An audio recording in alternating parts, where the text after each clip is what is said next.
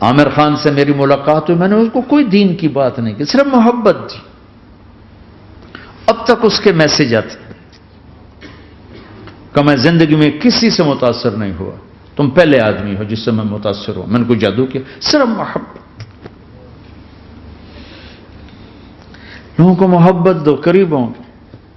میں جب گیا بڑی مشکل سے اللہ نے، ملاقات کا کوئی راستہ ہی نہیں تھا، وہ مجھے نہیں جانتا تھا، میں اسے نہیں جانتا تھا، تو کوئی موقع نہیں مل رہا تھا ملاقات کا. تو اللہ نے شاہد آفریدی کو بھیج دیا. شاہد آفریدی اس کی دوستی تھی، ہمارا جو کرکٹر ہے. میں نے اس سے فون پر کہا یار میری ملاقات تو کرا. اس نے ملاقات کروائی. تو اس نے مجھے کہا آدھا گھنٹہ ہے، آدھا گھنٹہ. جب میں پہنچا میکسیمم پونا گھنٹہ. میں کہا ٹھیک.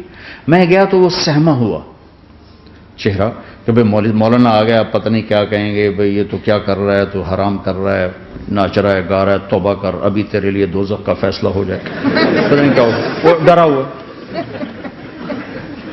سہما ہوا تھا. تو میرا ایک دور کالج لائف تھا.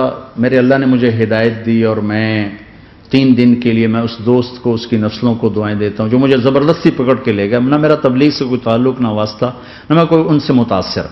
ایک لڑکا تھا، بنگالی تھا، گشت کرتا تھا، لیکن میں اس سے ذرا متاثر نہیں ہوا. میرا دوست متاثر ہو گیا تھا، تو میں تو ان کے قریب سے نہیں گزرتا تھا. تو وہ اور میں اسکول میں اکٹھے آ رہے تھے، کالج میں اکٹھے آ رہے تھے. تو وہ متاثر ہوا، وہ 3 دن کے لیے جا رہا تھا، تو مجھے بتائے بغیر میرا ہاتھ پکڑ کے لے گیا. مجھے کام ہے، چلو میرے ساتھ. اور میں اس کو انکار نہیں کر سکتا تھا، یہ میرا اس کا تعلق تھا. اب بھی اسی طرح بھائیوں جیسا تعلق. میں اس کا احسان مان، مجھے زبردستی لے گیا. ہمارے پنجابی کی مثال ہے، کبے نو لت لگی، اس سے دو گیا.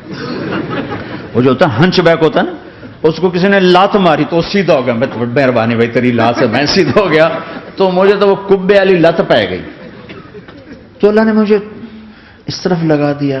اور جب میری کالج لائف، میں نے کالج کا بہترین سنگر تھا، اسکول کا بہترین. یہ جنید جمشید کیا ہے جو اس زمانے میں یہ سارا کو اٹھایا میں نے سارا کیا ہے.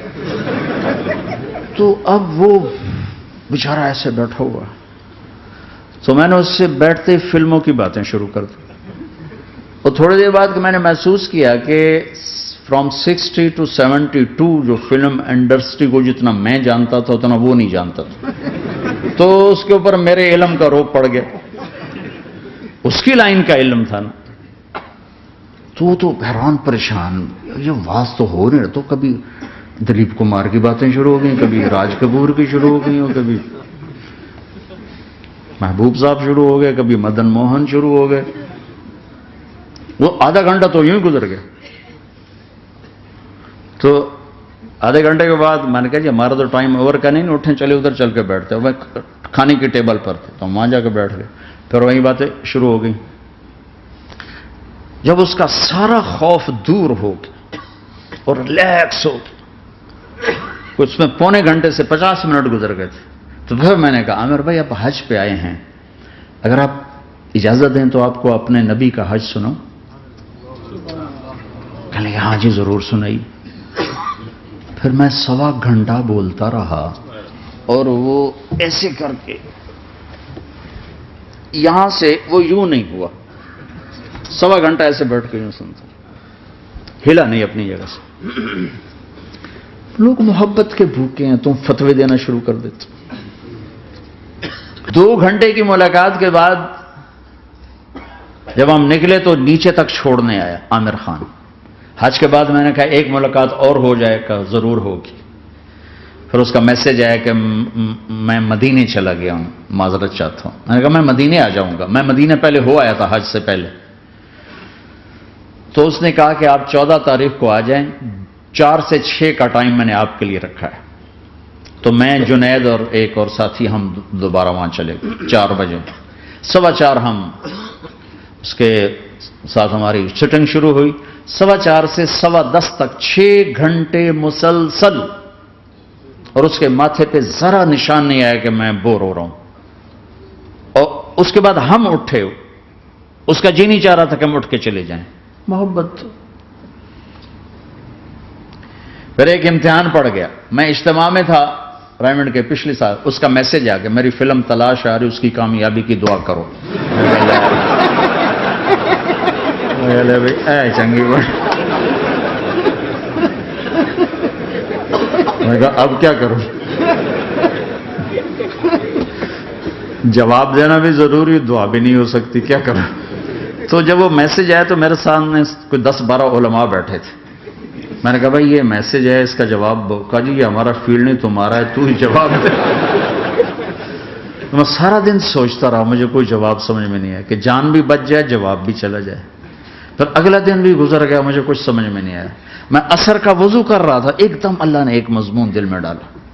تو میں نے فوراً بیٹھ کے اس کو میسج کیا کہ عامر بھائی جو کریٹو ہوتا ہے نا ذہن، یہ اللہ کسی کسی کو دیتا ہے. تخلیقی ذہن یہ اللہ تعالیٰ کسی کسی کو دیتا ہے، ہر ایک کو نہیں دیتا. اور یہ اللہ کی بہت بڑی عطا ہوتی ہے. اور میں نے تمہارے ساتھ جو وقت گزارا اس میں میں نے دیکھا کہ اللہ نے تمہیں تخلیقی ذہن دیا ہے، تم کریٹر ہو. اور جو لوگ اس ٹائپ کے ہوتے ہیں وہ کامیابی ناکامی کی پرواہ نہیں کرتے، وہ اپنے کام سے کام رکھتے ہیں. آپ کا بھائی تو فوراً اس کا میسج آیا، آپ ٹھیک کہہ رہے ہیں، آپ ٹھیک کہہ رہے ہیں. بات ہو گئی. پھر میں تھا ہانگ کانگ، میں نے وہاں سے اس کو میسج کیا. دیکھو کسی مصروف آدمی کو براہ راست فون نہ کیا کرو، میسج کیا کرو کہ میں آپ کو فون کر سکتا ہوں، چونکہ میں اس کا بہت ستایا ہوا، بہت ستایا. تو میں نے اسے میسج کیا کہ میں طارق جمیل ہانگ کانگ میں آپ کو فون کر سکتا ہوں، میں آپ کو فون کر سکتا ہوں. میں ہمیشہ اسے، اب بھی میرا فون پہ رابطہ ہے، میں پہلے اسے میسج دیتا ہوں میں آپ کو فون کر سکتا ہوں. اگر اس کا جواب نہ ہے پھر میں نہیں کرتا ہوں. کبھی وہ خود کر لیتا ہے، کبھی وہ میسج دے دیتا ہے کہ کال کر لیں. تو تھوڑی دیر بعد اس کا فون آ گیا کیونکہ میں اس وقت دلی میں ہوں، کانفرنس میں تھا. تو میں نے آپ کا میسج دیکھا تھا، میں اٹھ کے باہر آ گیا ہوں، ابھی آپ سے بات کر کے پھر میں جاؤں گا. تو اسے باتیں کرتے کرتے کہنے لگا آپ کی دعا سے میری فلم کامیاب ہو گئی. میں کہا یا اللہ میں کوئی نہیں کی تھی تینوں.